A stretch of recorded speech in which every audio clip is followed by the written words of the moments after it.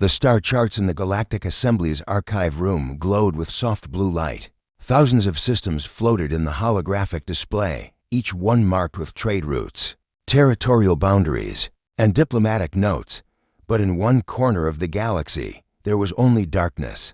A cluster of 47 stars set behind a wall of red warning symbols. The words beneath them were simple and absolute.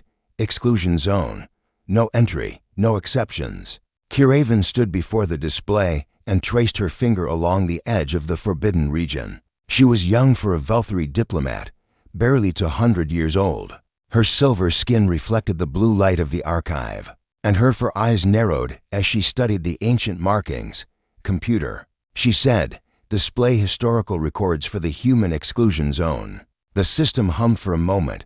Then a single line of text appeared. Records unavailable. Classification level exceeds current authorization. Kiraven frowned. She had level 7 clearance, one of the highest in the diplomatic corps. What could possibly require more than that? She tried a different approach. Display the date when the exclusion zone was established. The computer responded. Galactic Standard Year 1847. Approximately 3,000 years before present. 3,000 years. Kiraven felt a chill run down her spine. The current unified Galactic Assembly was only 2,000 years old. The exclusion zone predated the very government she served. It predated the peace that had defined galactic civilization for centuries. Display the reason for the exclusion zone's establishment. The computer paused longer this time. Then, reason not recorded. No documentation exists. That was impossible. The assembly recorded everything. Trade agreements from 10,000 years ago still existed in perfect detail. The migration patterns of extinct species were preserved in crystalline memory cores. How could there be no record of why an entire region of space was forbidden? Kiraven spent the next 3 days searching. She accessed every archive, every database, every historical record she could find. The result was always the same. The exclusion zone existed. Everyone obeyed it. Nobody knew why. On the 4th day, she began interviewing the elder representatives of other species. The Morthax ambassador was a being of living crystal, ancient beyond measure. When Kiraven asked about the humans, his crystalline body vibrated with a sound she had never heard before. It took her translator several seconds to identify it as fear. Our ancestors passed down one word. The Morthax said, mercy. What does that mean? Kiraven asked. I do not know, but they made us promise to remember it. Mercy. That is all they said about the humans. Mercy, the Kiran representative, was an insectoid being with compound eyes that seemed to look in every direction at once. When Kiraven mentioned the exclusion zone, all of those eyes focused on her with sudden intensity. The silence, the Kiran whispered. That is what our hive memories call it. The silence that came before the peace. We do not speak of it. We do not think of it. We only remember that it happened, and that we must never let it happen again. But what happened? Kiraven pressed. The Kiran's mandibles clicked nervously. Something ended. Many things ended. The humans ended them. That is all we know. That is all we want to know. The Dralkai were the oldest species in the assembly. Their representative, a being named Vermical, had lived for 12,000 years. His body was withered and ancient, kept alive by machines that hummed softly around his floating chair. When Kiraven requested a meeting, she was told he had not spoken to anyone in over a century. But when she sent a message explaining her research, he responded within the hour. Come, was all he said.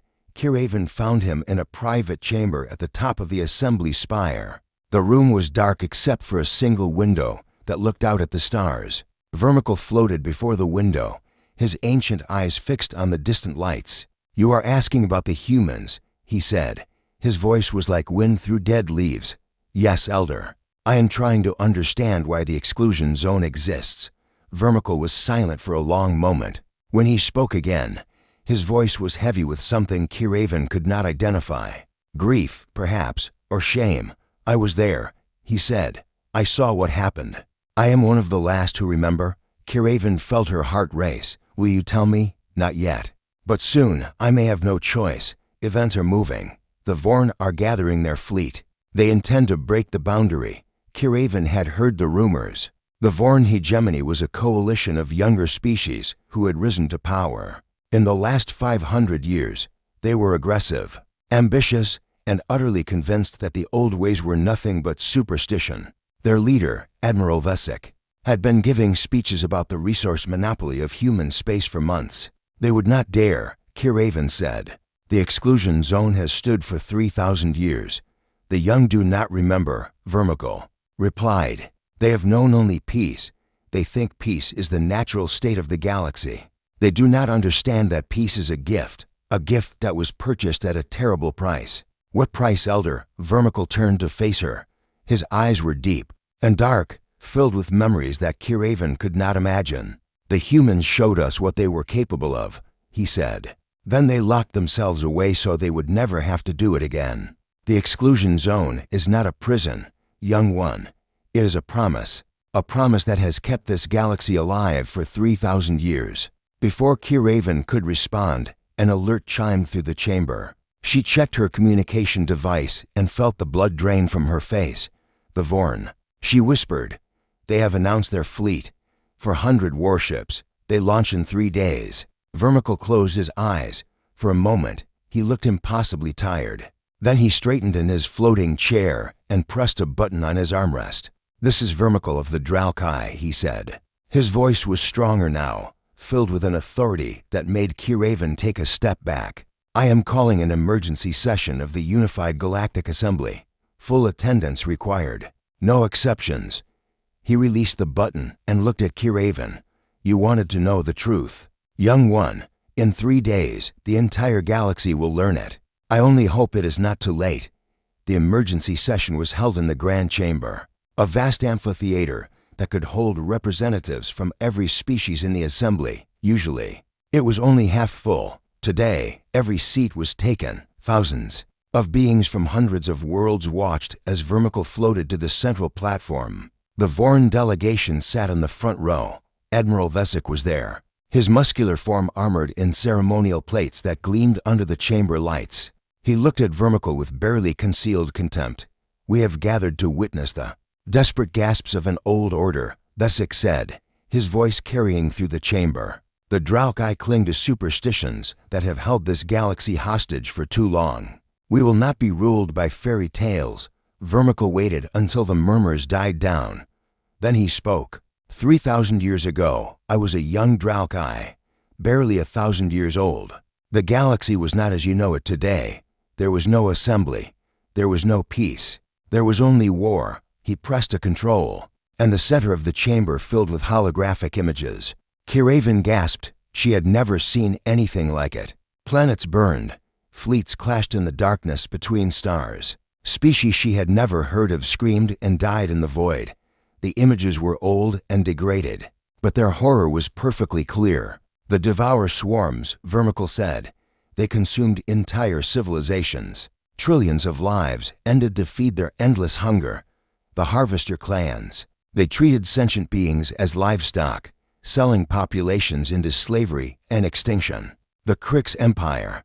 They believed all other species existed only to serve them. The images changed. Now they showed something worse. Mass graves, slave markets, extinction events. This was the galaxy before the humans," Vermicle said. "This was our reality. War was not a choice. It was nature. The strong consumed the weak, and there was no one to stop them." Admiral Vesic laughed. "And we are supposed to believe that the humans, those primitives from a single planet, changed all of this. They have no fleet, no technology. They hide behind their boundary like cowards." Vermicle turned to face him. For a moment, his ancient eyes burned with an intensity that made even Vesic fall silent. "They have no fleet because they do not need one," Vermicle said. "They have no visible technology because they have moved beyond anything we can understand. And they do not hide behind their boundary, Admiral. They contain themselves within it. There's a difference." He turned back to the assembly. "When humanity made first contact with the galaxy, they were dismissed, a young species from a death world. Fragile bodies, short lifespans, no natural weapons. The Harvesters saw them as easy prey. They sent a fleet to Earth to claim its population. The holographic display showed a blue and green planet. Beautiful, peaceful, small. What happened next, Vermicle said, changed the galaxy forever. He paused. The chamber was utterly silent. The harvesters never returned. Not a single ship. Not a single survivor. For years, the galaxy assumed Earth had simply been destroyed. Another species erased from existence. No one thought to check. His voice dropped lower. We should have checked. The images changed again. Now they showed something emerging from the direction of Earth. Ships, thousands of them. But these were not harvester vessels. Within 50 years hum. The days after the emergency session were filled with chaos. The Galactic Assembly fractured into factions. Elder species begged the Vorn to reconsider. Younger species, who had known nothing but peace, rallied behind Admiral Vesek's promise of liberation and resources. Protests erupted on 100 worlds. Some demanded action against the humans. Others demanded that the exclusion zone be respected. Kiraven spent those days trying to find a way to contact humanity directly. She searched every database, every archive, every communication log she could access. The result was always the same. Every channel into human space had been dark for 3,000 years. No signals went in. No signals came out. The boundary was absolute. On the night before the Vorn fleet was scheduled to launch, she sat alone in her quarters and stared at the ceiling. Sleep would not come. Her mind kept returning to Vermicle's words. They contained themselves so that we could have a galaxy worth living in. What kind of species would do that? What kind of beings would look at their own power and choose to lock it away? The more she thought about it, the less she understood. A chime at her door interrupted her thoughts. She opened it to find Vermicle floating in the corridor. His ancient body was wrapped in shadows, and his eyes glowed faintly in the dim light. "You cannot sleep," he said. It was not a question. "No, Elder. I cannot stop thinking about what you told the Assembly." Vermicle nodded slowly. "You believe I did not tell them everything?" Kiraven hesitated. "Did you?" "No." He floated into her quarters without waiting for an invitation. "There are things I could not say in front of the Vorn. Things that would have given them more reason to act, not less." He settled near her window and looked out at the stars. For a long moment, he was silent. "I told the Assembly what humanity did," he said finally. "I did not tell them why, and I did not tell them what humanity became." Kiraven moved closer. "What do you mean?" Vermicle closed his eyes. When he spoke, his voice was distant, as if he were speaking from across a great gulf of time. When the harvesters attacked Earth, humanity was not prepared. They had no weapons, no fleet, no experience with galactic warfare. The harvesters burned their cities and took millions of their people as slaves. He opened his eyes. Humanity responded, but not as we expected. Not as anyone expected. The old Dralkai raised one hand, and a small holographic projector activated. Images appeared in the air between them. Kiraven watched, transfixed. "Humans are not strong," Vermicle said. "Their bodies are fragile. Their lifespans are short. They have no natural armor, no venom, no claws. By every measure we use to judge species, they should have been easy prey." The images showed humans. Small, soft beings with thin skin and delicate frames. They looked so vulnerable, but we made a mistake, Vermicle continued. "We judged them by their bodies. We should have judged them by their minds." The images changed. Now they showed laboratories, factories, ships being built at impossible speed, weapons that defied explanation. "Humans adapt," Vermicle said, "faster than any species we have ever encountered." Within months of the harvester attack, they had captured enemy technology and begun to improve it. Within years, they had surpassed everything the harvesters had developed in 80,000 years. Kiraven stared at the images. "How is that possible?" "We do not know. Their scientists call it innovation. Their warriors call it necessity. Whatever the name, the result was the same. Humanity went from a primitive species to a galactic power in a single generation." Vermicle's voice grew heavier, but that was not what made them terrifying. Other species have advanced quickly. Other species have developed powerful weapons. What made humanity different was something else entirely. He met Kiraven's eyes. "Humans do not forget." Kiraven felt a chill run through her body. When the harvesters took human slaves, they killed millions. When humanity struck back, They did not simply defeat the harvesters. They hunted them. Every ship, every station, every colony. They tracked the harvesters across the galaxy and destroyed them utterly. The images showed battle after battle. Harvester fleets burning. Harvester worlds falling silent. Harvester bases reduced to ash. The harvesters tried to surrender, Vermicle said. They offered to return the human slaves. They offered to pay tribute. They offered everything they had. What did humanity say? Vermicle was silent for a long moment. They said, "You took our children. You sold our families. You made us watch while our world burned. Now we will show you what you created." Kiraven felt sick. They refused the surrender? No, they accepted it. They took back their people. They accepted the tribute. And then when everything was done, when the harvesters believed they had survived, Vermicle's voice dropped to a whisper. Humanity destroyed them anyway. Every last one. They said it was not punishment. It was prevention. They would not allow any species capable of such cruelty to exist in the same galaxy as them. Kiraven sat down heavily. Her legs would not support her weight. The Devourers saw what happened to the harvesters. Vermicle continued. They did not try to fight. They fled to the far edges of the galaxy, hoping to escape human attention. Did they? No, humanity found them. It took 300 years, but they found every last Devourer nest and burned it clean. The Devourers had consumed trillions of lives over their history. Humanity made sure they would never consume another. The holographic display showed empty space where the Devourer territories had once been. Nothing remained. Not a single station. Not a single ship. Not a single trace. The Cricks were the last, Vermicle said. They were the most powerful empire in the galaxy. They had ruled for 100,000 years. They believed they could defeat humanity through sheer numbers.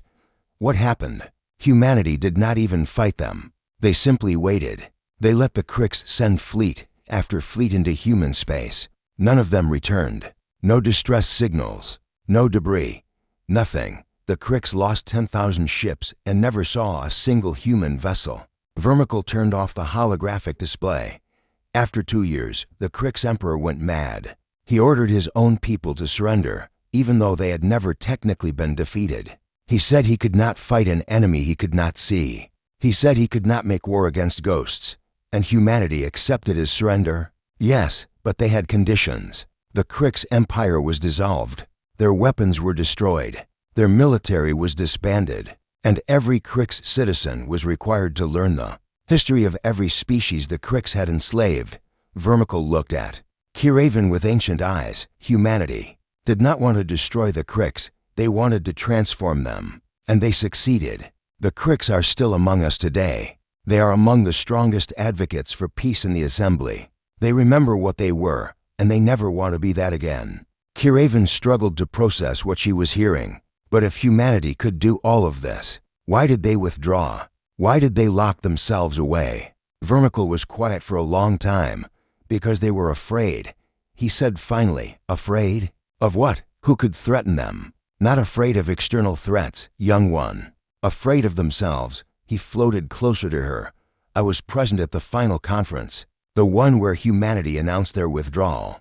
I saw the human leader who spoke for their species. She was a small woman, old by human standards. Her name was Elena Vasquez. She had commanded the forces that destroyed the harvesters.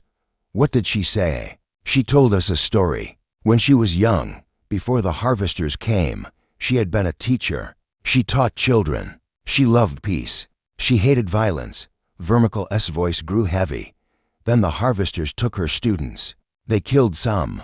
They sold others. She never saw any of them again. Kiraven felt tears forming in her eyes. Elena Vasquez spent the next 50 years hunting the harvesters. She became their nightmare. The harvesters had a name for her. They called her the Silence, because wherever she went, harvester voices stopped speaking. The silence, Kiraven whispered. That is what the Kirin call the time before the peace, yes. And at the conference, Elena Vasquez told us why she was ordering humanity to withdraw. She said, I became the thing I hated.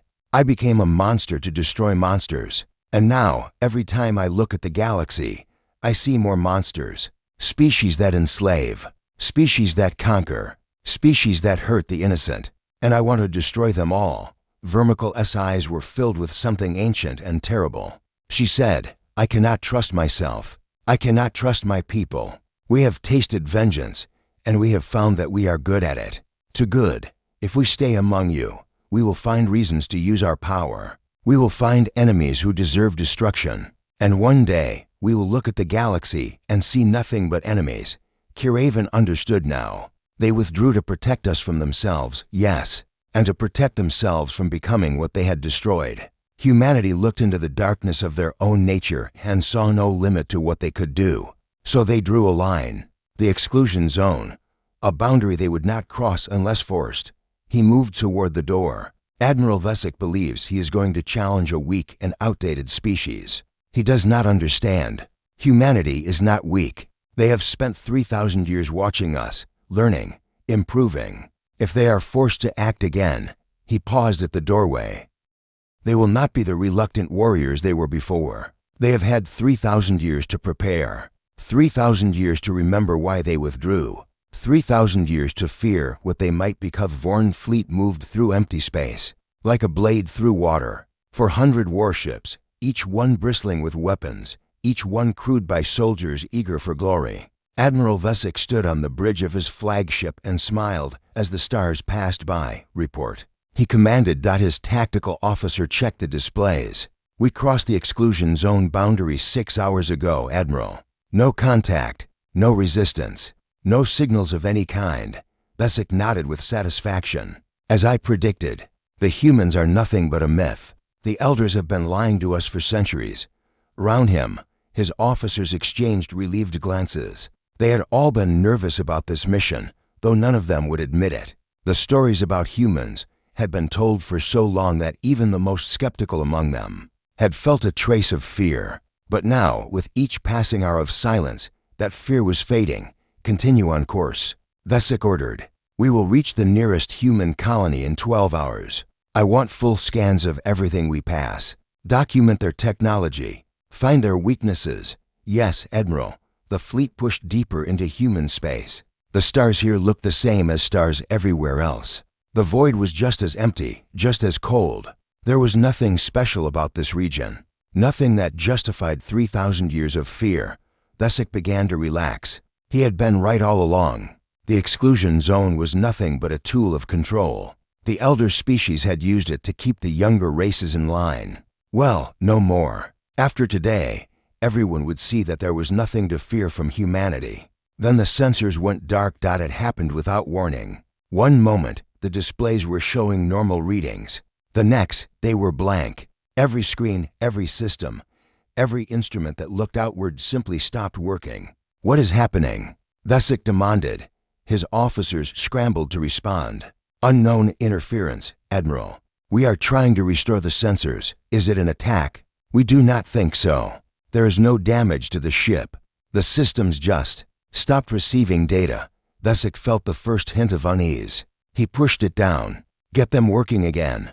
Now, it took 15 minutes to restore partial sensor function. When the displays flickered back to life, every officer on the bridge fell silent. There was a station ahead of them, small, barely visible against the darkness of space. It had not been there before, or perhaps it had, and they simply had not been able to see it. "What is that?" Vesic asked quietly. "Unknown design, Admiral. It does not match any architecture in our database. It appears to be old, very old." The station hung in space like a ghost. It had no visible weapons, no shields, no defenses of any kind. It looked abandoned. "Scan it," Vesic ordered. "We cannot, Admiral. The interference is too strong. We can barely see it on visual." Vesic stared at the station. Something about it made his skin crawl. It was too simple, too quiet, too patient. "Open a communication channel," he said. His communication officer worked the controls. "Channel open, Admiral." Vesic straightened his posture and spoke with all the authority he could muster. "This is Admiral Vesic of the Vorn hegemony. We are here to claim these systems in the name of the galactic community. Respond immediately or face the consequences." Silence. "They do not respond, Admiral." "Then they have made their choice. Target the station. Fire." His weapons officer hesitated for just a moment. Then he pressed the firing controls. A barrage of plasma fire streaked toward the station, bright against the darkness of space. The station exploded in a flash of light. Debris scattered in all directions. The bridge crew cheered. Direct hit, Admiral. Target destroyed. Thesick smiled. You see, nothing but ghosts and shadows. Continue on course. The fleet moved forward. The debris field faded behind them. For a moment, everything seemed normal. Then the transmission came. Every speaker on every ship in the fleet activated at the same time. The voice that came through was calm and clear. It spoke perfect Vorn language, with no accent and no emotion. You have entered our space. Are you here to harm or to speak? Thesick felt his blood turn cold. He had not expected a response. He had certainly not expected this.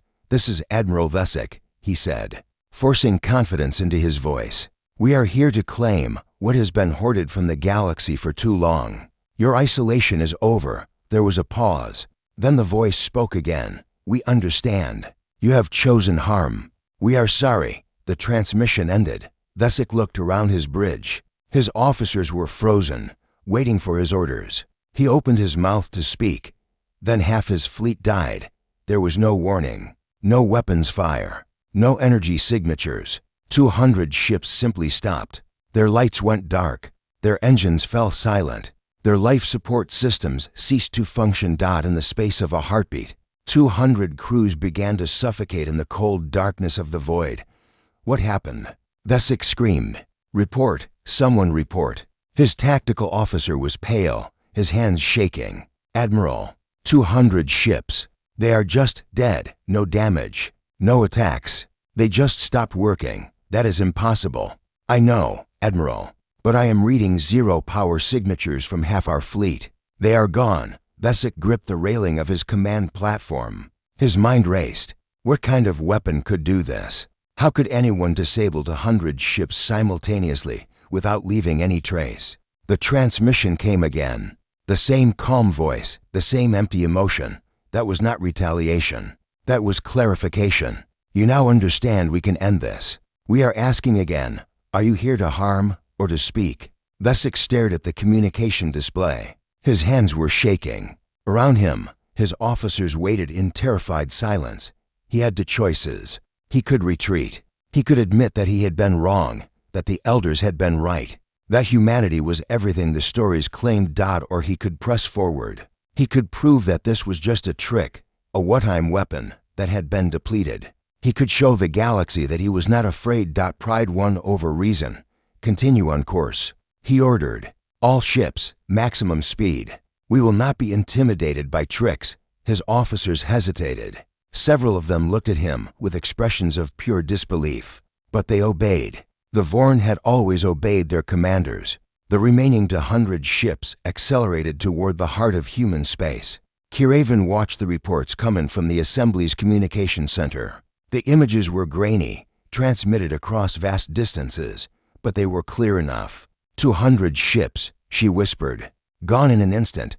Vermicle floated beside her. His ancient face was unreadable. It has begun, he said quietly. But how? What kind of weapon can do that? I do not know. Humanity had nothing like this 3,000 years ago. They have been learning, improving, preparing. More reports came in. The surviving Vorn ships were pushing deeper into human space. Thesick had not turned back. He is a fool, Kiraven said. He should retreat while he still can. He cannot. His pride will not allow it. He has staked everything on proving that humanity is weak. To turn back now would be to admit that he was wrong, even if it means the death of his entire fleet. Vermicle turned to look at her. His eyes were filled with ancient sorrow. You do not understand the Vorn, young one. They would rather die than admit defeat. Thesick will push forward until there is nothing left to push. On the displays, the Vorn fleet continued its advance. The ships moved through space that should have been defended, past positions that should have been fortified. But there was nothing. No defensive platforms, no patrol vessels, no military installations of any kind. Where are their defenses? One of the Assembly observers asked. Why is there nothing? Vermicle answered without looking away from the screens.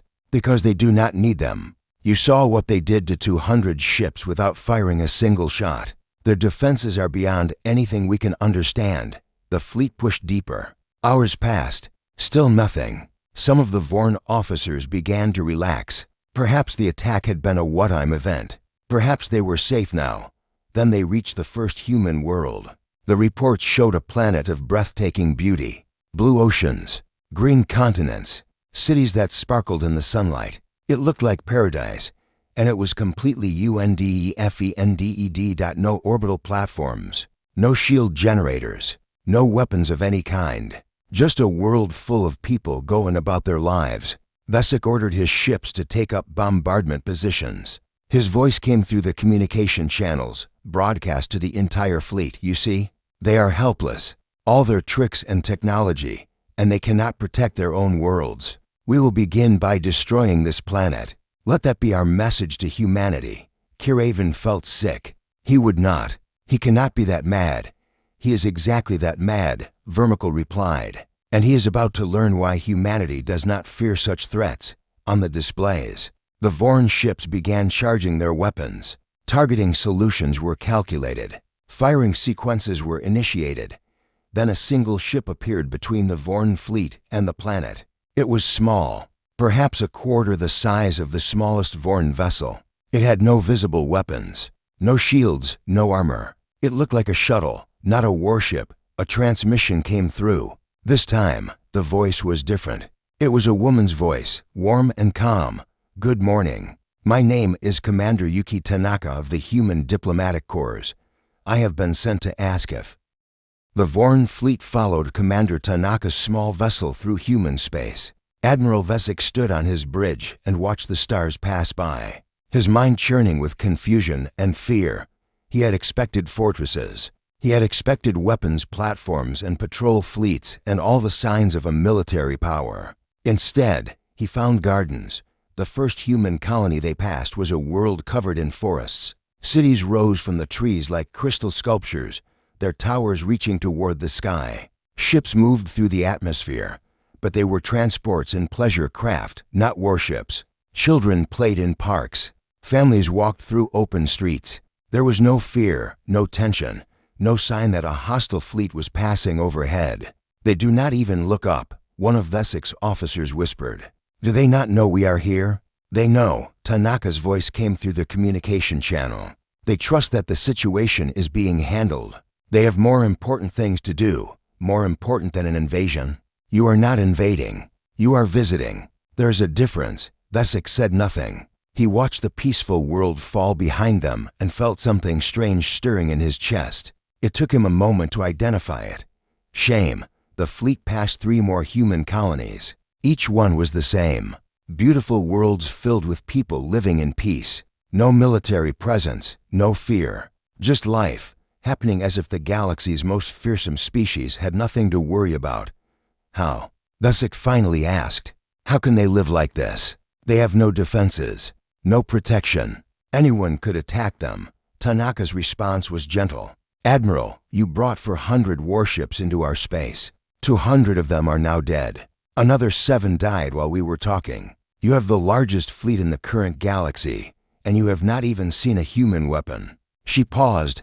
The people on those worlds are not undefended. They are the most protected beings in the galaxy. They simply do not need to think about it. Vesic fell silent. He had no response.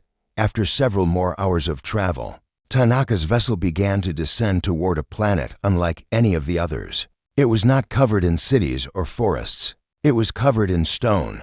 Welcome to the memorial, Tanaka said. This is where we remember. The Vorn fleet entered orbit.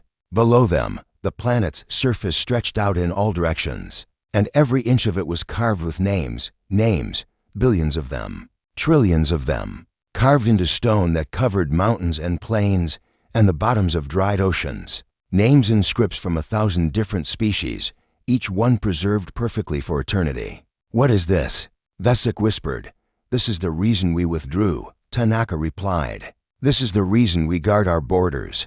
This is the reason we spent 3,000 years watching the galaxy instead of ruling it. She transmitted coordinates for a landing site. Come down, Admiral. There are people who want to meet you. Vesic's shuttle descended through the atmosphere. The closer he got to the surface, the more names he could see. They covered everything.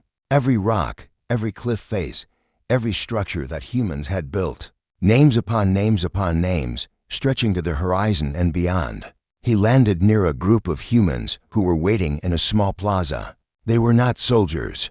They were old men and women, dressed in simple clothes, carrying nothing but data tablets and cups of something that steamed in the cool air. Thesic stepped out of his shuttle and faced them. He towered over them physically, his worn body twice their height, his armored form bristling with strength. But for the first time in his life, he did not feel powerful. An elderly human man stepped forward. His hair was white, his face lined with age, his body frail. But his eyes were sharp and clear. "Admiral Thesic," he said. "My name is Marcus Chen. I am a historian. I have been waiting a very long time to meet someone like you. Someone like me. Someone who did not believe the stories. Someone who thought humanity was weak. Someone who needed to see the truth for themselves." Thesic looked around at the endless fields of names. "What is this place? What are all these names?" Marcus smiled sadly. "These are the victims. Every being who died in the wars that raged before the peace. Every child the harvesters took. Every family the devourers consumed. Every slave the cricks broke." He gestured toward the horizon. "There are over 100 trillion names on this world, Admiral. We carved them all ourselves by hand over the course of 3,000 years. It takes a human lifetime to carve a fraction of them. We consider it an honor to add our work to the memorial." Thesic felt his knees weaken. 100 trillion. Yes, that is how many died before we ended the wars. That is the price of the peace your generation has enjoyed. One of the other historians stepped forward. She was younger than Marcus, perhaps middle-aged by human standards. "You are wondering about our weapons," she said. "You want to know how we disabled your ships, how we killed 100 crews without firing a shot." "Yes," Thesic admitted. "I do not understand. The systems that disabled your ships are not weapons in the way you think of them. They are safeguards, automated defenses designed to demonstrate capability without maximizing casualties." She met his eyes steadily. "We could have destroyed your entire fleet in the first second you crossed our border. Every ship, every crew, every life, gone before you even knew you were under attack." Thesic's blood ran cold. "We chose not to. We chose to kill only enough to make you listen. 200 ships, 200 crews. It was a message, Admiral. A message that said, we can end this whenever we want. Now, do you want to talk?" "Why?" Thesic asked. "Why show mercy? We came to conquer you. We came to take your worlds," Marcus answered him. "Because that is who we chose to be. 3,000 years ago, we had a choice. We could have ruled the galaxy. We could have become the harvesters, the devourers, the cricks. We had the power. We had the ability. And after what had been done to us, many of us wanted vengeance." He looked out at the endless fields of names. "But we looked at what we had become during the wars. We looked at the blood on our hands. We looked at the things we had done in the name of justice and survival. And we were horrified." His voice grew heavy. "We were good at war, Admiral. Too good. We could feel it changing us, turning us into something we did not want to be. Every species we destroyed made it easier to destroy the next one. Every victory made us hungrier for the next battle. So you withdrew." Thesic said slowly, "Yes, we withdrew. We drew a line around our territory, and we promised ourselves that we would never cross it, unless forced. We would watch the galaxy. We would protect the innocent when we could do so quietly. But we would never again become the force that erased species from existence." Marcus stepped closer to Thesic. "The exclusion zone does not protect you from us, Admiral. It protects you from learning what we are capable of, and it protects us from becoming the monsters we once fought."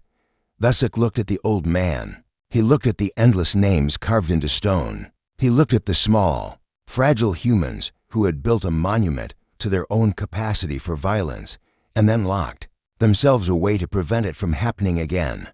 And finally, he understood. "You are afraid," he said quietly. "You are not afraid of us. You are afraid of yourselves." Marcus nodded. "Every day, every moment, we look at the galaxy and we see threats. We see species that harm the innocent. We see injustice and cruelty and suffering. And part of us wants to fix it. Part of us wants to go out there and make things right. He closed his eyes, but we know what that would lead to. We know that if we started, we would not stop. We would find more enemies, more threats, more species that needed to be corrected. And eventually, we would look at the galaxy and see nothing but problems to be solved, nothing but enemies to be destroyed. He opened his eyes and looked at Thesic with a pain that had lasted 3,000 years. That is why we built the memorial, to remind ourselves of the cost, to remind ourselves that every name here represents a life we failed to save, a being we could not protect, and to remind ourselves that if we ever lose control again, there will be millions more names to carve. Thesic stood in silence for a long moment. The weight of what he was hearing pressed down on him like a physical force. What happens now? He finally asked. That depends on you, Marcus replied. You can return to the assembly and tell them what you have learned. You can explain that humanity is not a threat, but a guardian. You can help build a future where we can finally leave our isolation. Or, Marcus did not flinch. Or you can continue your attack. You can fire on our worlds. You can kill our children. His voice did not change, but something in his eyes grew very cold. And then we will end you. Not just your fleet, not just your species, every world that supported your invasion, every ally that stood with you, every trace of your civilization, erased as completely as the harvesters. He smiled, but there was no warmth in it. We do not want to do that, Admiral. We have spent 3,000 years learning to be better than our instincts. But if you force us to choose between our principles and our children. He did not finish the sentence. He did not need to. Thesic looked at the names carved into the stone. He thought about his own children, back home on Vorn Prime. He thought about what humanity had done to the harvesters, to the devourers, to the cricks, and he made his choice. I will tell them, he said quietly. I will tell them everything. Marcus nodded. Thank you, Admiral. That is all we ever wanted. He turned and gestured toward the horizon. Before you go, there's one more thing I would like to show. The Grand Chamber of the Galactic Assembly had never been so full. Every seat was taken. Every species was represented. Ambassadors stood in the aisles because there was no room to sit. The entire galaxy had come to hear what Admiral Thesic would say. He stood alone on the central platform. His ceremonial armor was gone. He wore simple clothes, the kind a common Vorn might wear. His shoulders, once held high with pride, were bent with the weight of what he had seen. I came before you once as a conqueror, he began. His voice was quiet, but it carried through the silent chamber. I told you that humanity was weak. I told you that the exclusion zone was a lie. I told you that I would claim their space for the glory of the Vorn hegemony. He paused.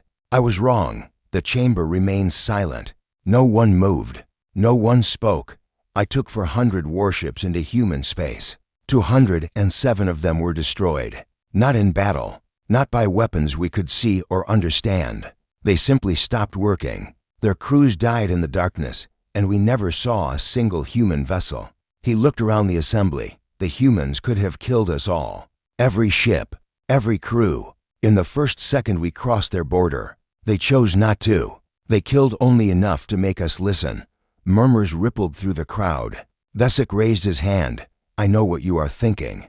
You are thinking that this proves the humans are a threat, that we should gather a larger fleet, develop better weapons, find a way to overcome them. He shook his head slowly. You are wrong. As I was wrong.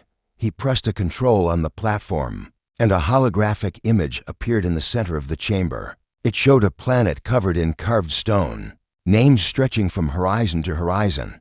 This is the memorial, Thesic said. A world covered in the names of those who died before the peace. 100 trillion names, Admiral. Carved by human hands over 3,000 years. The image zoomed in, showing the endless rows of names. There are Vorn names there. My ancestors. Killed by the harvesters, the devourers, the cricks. Humanity found their names and preserved them. They remembered my people when we had forgotten ourselves. His voice grew stronger. Humanity did not withdraw because they were weak. They withdrew because they were afraid. Afraid of themselves. Afraid of what they would become if they stayed among us. He looked at the assembly with eyes that had seen too much. During the ancient wars, humanity destroyed species that had existed for tens of thousands of years. They erased civilizations, burned worlds, hunted entire races to extinction. They were good at it, to good. And when the wars were over, they looked at themselves and saw monsters. The chamber was absolutely still, so they made a choice. They locked themselves away. They drew a boundary and promised themselves they would never cross it unless forced. They spent 3,000 years watching us, protecting us, waiting to see if we could build something worth saving.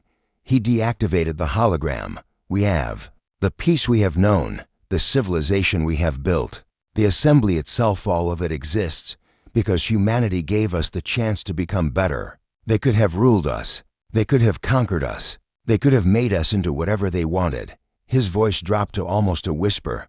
Instead, they carved names into stone and waited. They waited to see if we were worth the sacrifice they made. He took a deep breath. I have a message from humanity. It is simple. He quoted from memory. You have done well. The wars are memory. The cruelty is history. You built something we hoped for but dared not expect. If you wish it, we will end our exile. Not as rulers, not as protectors, as neighbors, as friends, as the species that finally learned to be more than what we were. The chamber erupted in noise. Species shouted over each other. Some demanded to accept the offer immediately. Others argued that it was a trap. Still others insisted that humanity should remain isolated forever. Vesic waited for the chaos to subside. When it did not, he spoke again. I know many of you are afraid. I was afraid too, but I walked on human worlds. I spoke with human historians. I saw children playing in parks while a hostile fleet passed overhead. They were not afraid of us. They trusted that their people would handle the situation. He pointed at the crowd. That is the kind of civilization humanity has built.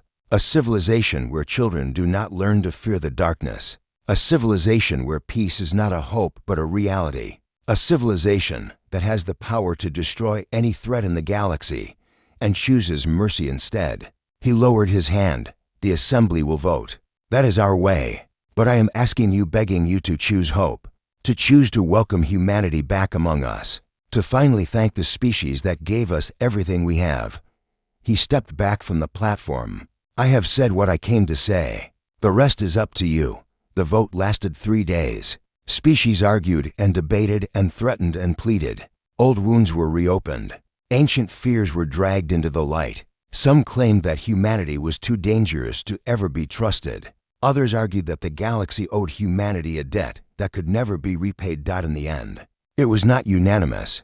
It would never be unanimous. Too many species had spent too long fearing the darkness of human space.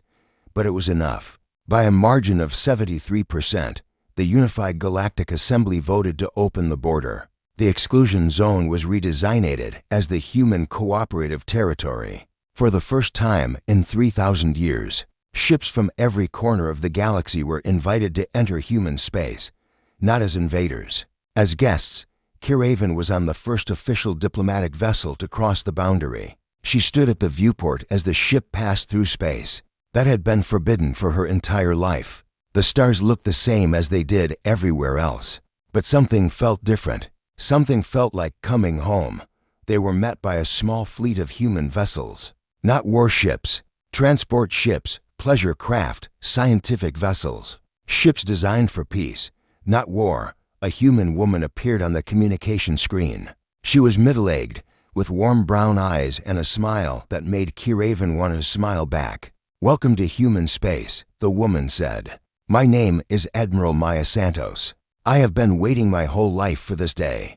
As have we, Kiraven replied. On behalf of the Unified Galactic Assembly, I thank you for your hospitality. The thanks belong to you, Santos said. You chose to believe in something better. That is not easy. That is not common. But it is what we always hoped you would do. The diplomatic vessel followed the human fleet to their capital world. Kiraven watched through the viewport as they approached. It was a beautiful world, covered in green forests and blue oceans. Cities rose from the landscape like jewels, gleaming in the light of their sun. But it was not the beauty that moved her. It was the people. Everywhere she looked, there were crowds. Millions of humans had come out to welcome the visitors. They lined the streets. They filled the parks. They stood on rooftops and balconies, waving and cheering. They are happy to see us. Kiraven whispered. Santos smiled. They are happy that the waiting is over. 3,000 years of isolation, 3,000 years of watching from the shadows. It was necessary, but it was not easy. Humans are social creatures. We want to be among others. We want to share our lives. She looked at Kiraven with eyes that glistened with emotion. We want to have friends. The diplomatic vessel landed in a vast plaza at the heart of the capital city. As Kiraven stepped out, she was greeted by music. Human music, played by human musicians. It was strange and beautiful, filled with emotions she had no names for. A delegation of human leaders waited to receive her. They were not soldiers or generals. They were scientists, artists, historians, teachers. They represented everything humanity had become during their long isolation. An elderly woman stepped forward. She was small and frail, but her eyes burned with a fire that made Kiraven stand straighter. I am Elena Vasquez the 14th, the woman said. I am the descendant of the woman who ordered the withdrawal 3,000 years ago. I have spent my life hoping to be the one who would welcome you when you finally came. Kiraven bowed deeply. It is an honor to meet you, Elder. Elena smiled and shook her head. No bowing, no formality. Today, we are equals. Today, we are friends. She took Kiraven's hand in her own. Come. There is someone who wants to meet you. She led Kiraven through the crowd to a quiet garden behind the main plaza. In the center of the garden stood a statue. It showed a woman in military uniform, her face carved with lines of pain and determination. Elena Vasquez I, the elder said, my ancestor, the woman who destroyed the harvesters and the devourers and the cricks, the woman who chose to lock humanity away rather than become what she had fought. She pointed to an inscription at the base of the statue. Read it, she said. Kiraven leaned closer. The words were in human script, but her translator rendered them perfectly. We became monsters to destroy monsters. Let us now become something better.